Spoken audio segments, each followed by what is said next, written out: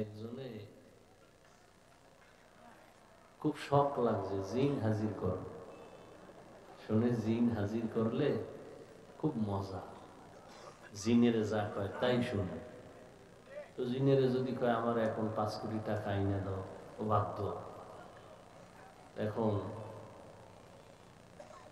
জিন যারা হাজির করে ওর কাছে গেছে, গিয়ে কয় কেমনে জিন হাজির করা যায়? কয় জিন হাজির করলে তো কাম দেওয়া লাগে, কাম না দিলে উল্টা তোমারে মারবে। কারণ আমার দ্বারা কামের অভাব নেই, বহু কাম আছে। ঠিক আছে যাও, বাসায় যায় রাতের গভীর দরজা জানালা সব বন্ধ করে একটা পবিত্র রুমে পবিত্র চাদর বিছাইয়া অজু কইরা জায়নামাজে বইয়া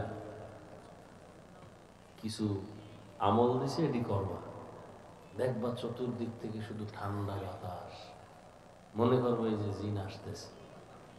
আসলেই কিন্তু জিগাইব কেন ডাকছো, কাম না দিলে কিন্তু তোমার জায়গায় শেষ করে ফেলবে। খুব শক্ত, শখের দাম অনেক। একা একা না থাকলেও এখন অন্ধকারে বসে বসে অজিফা পড়তেছে। জিনের বাদশাহ আসতেছে, যে বিশাল পুরা বাড়ি ঘর লড়ায় চাড়ায় এই সালাম দিছে, কেন ডাকছো? কাম দেওয়া লাগবে না?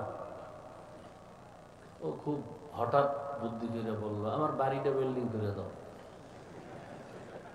কাম একটা দিয়ে দিচ্ছে। যাও, জিনেরা সব লাইগে কাম টাম দিয়ে বিল্ডিং, কামেটা শেষ এবার দাও, নাইলে ভিডা। ও বুদ্ধি করে কয় যে আমার বাড়ির দরজা একটা কুকুর আছে, ওটার লেঞ্জাটা অনেকদিন বাঁকা, এটার সোজা করো। কাম তো দিছে, জিনেরা সব রেডি হয়ে গেছে, কুকুরের লেন্স সোজা করো। পুরা কয়েকজন মিলে এটার টাইনে সোজা করে ধরে রাখছে, সাইডা দেয় আবার কামড়ে কোন এটার ঘি মাখ,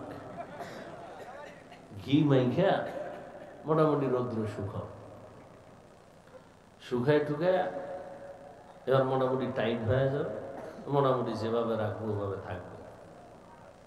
কিন্তু ওই ঘিটি মাইকা শুকায় আস্তে আস্তে মোটামুটি একটু সোজা, হঠাৎ আবার বাঁকা হয়। বলে হবে না, ওই বাঁশের চিকন আছে ছিদ্রওয়ালা, এটার লেন্সের মধ্যে ঢুকায় বাঁশ দিয়ে যতক্ষণ রাখে ততক্ষণ থাকে, ওটার বাইর করে ফেলে আবার সেই বাঁকা। তো কথাটা বুঝাইতে চাইলাম যে সবাই শান্তি চায়। দুনিয়াতে দুই কথা নিয়ে কোনো হরতাল নাই, অবরোধ নাই, বিরোধী নাই, কিচ্ছু নেই, দুই কথা। সেটা কি? একটা হলো দুনিয়ার সবাই মরবে, এ কথায় কোনো ইখতিলাফ আছে?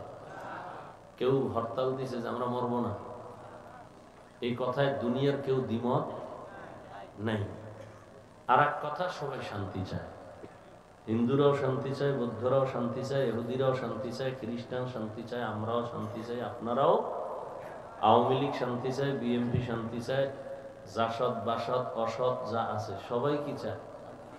শান্তি চায়। কিন্তু ঠিকানা নিয়ে ভেজাল, ঠিকানা নিয়ে ভেজাল। ইহুদিরা বলে শান্তি পেতে হলে ওজায়েরকে আল্লাহর সন্তান বলো, শান্তি আসবে। খ্রিস্টানরা বলে ঈসা নবীরে আল্লাহর সন্তান বলো, শান্তি পাবা। বৌদ্ধ ধর্মের মানুষ বলে গৌতম বুদ্ধকে ধর্মের গুরু মনে করো, জীবনের ভালো মন্দের কল্যাণকামী মনে করো, তো শান্তি। হিন্দুরা বলে 33 কোটি দেবদেবীর পূজা করো, তাহলেই শান্তি। এখন এদের শান্তির ঠিকানা এক না আলাদা? কেন? এদের ধর্মও কি? হিন্দুদের ধর্ম আলাদা, শান্তির ঠিকানাও। ইহুদির ধর্ম আলাদা, শান্তির ঠিকানাও আলাদা। এবার আমরা মুসলমানের ধর্ম কি? এক না? তাহলে আমাকে শান্তির ঠিকানা কয়টা হবে? একটা হবে। কিন্তু ওদের থেকে আমগো মধ্যে ঝামেলা আরো বেশি। কেউ বলে কবরে সেজদা দাও, শান্তি। কেউ বলে মাজারে দাও, শান্তি। কেউ বলে গাছেরে দাও, শান্তি। কেউ বলে বেপরদায় নাচ গান করো, শান্তি। আসলে শান্তি কোথায়? শান্তির ঠিকানা একটাই, ইসলাম। কি?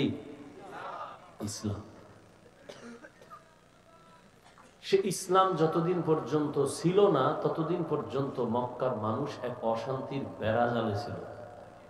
যখনই শান্তির দূত এসে গেল আর রসুলের আদর্শ গ্রহণ করা শুরু করলো, মক্কার মানুষ এতটা প্রিয় হলো, কিয়ামত পর্যন্ত যত মানুষ আসবে সবার জন্য তারা আদর্শ মডেল হয়ে গেল। আল্লাহ লিস্টি নিয়ে পাঠায় দিলেন, জিবরাইল নিয়ে লিস্টি নবীরে দাও, এই লিস্টিতে যাদের নাম আছে এরা জান্নাতি। অথচ এরা ছিল চরম খারাপ। এই কথাটা দুনিয়ার সব চান্দাবাজার ধান্দাবাজেরাও জানে যে ইসলাম সঠিক শান্তি দিতে পারে। মানে না কেন? চুরি চলবে না, দুর্নীতি করতে পারবে না, চান্দাবাজি আর ধান্দাবাজি করতে পারবে না। এই জন্য ইসলাম থেকে দূরে এবং মানুষের ব্রেনকে ওয়াশ করে ফেলাইছে যে ধর্ম আর রাজনীতি এক না। হ্যাঁ, চান্দাবাজি ধান্দাবাজি রাজনীতি আর ইসলাম ধর্ম এক না। কিন্তু সুলাইমান নবীর রাজনীতি, ইউসুফ নবীর রাজনীতি, আমাদের নবীর রাজনীতি ও আবু বকরের রাজনীতি, ওমরের রাজনীতি আর ইসলাম ধর্ম এক নাকি আলাদা? আল্লাহ বুঝার তৌফিক দান করেন।